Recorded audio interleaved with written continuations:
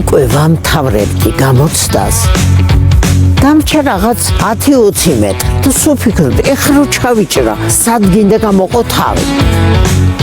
რომ გავაჩერე, დამებადა ასეთი შეგრძნება. ძალიან დიდი სიხარული და ძალიან დიდი სევდა. ვიცინოდი და ვტიროდი. მეუღლის გარდაცვალების მერე სოფელში მარტო ვერ დავრჩებოდი ვერაფრით. წინააღმდეგი იყო მეუღლე არ მსვავდა საჭესთან ავიღუპებიო შენ რომ რამე მოგივიდეს სულ ამას მეუბნეოდა. გულთან რომ ვზივარ ძალიან თავისუფლად ვარ და მშვიდად ვარ. ასაც მნიშვნელობა არ აქვს. არასოდეს არ არის გვიან.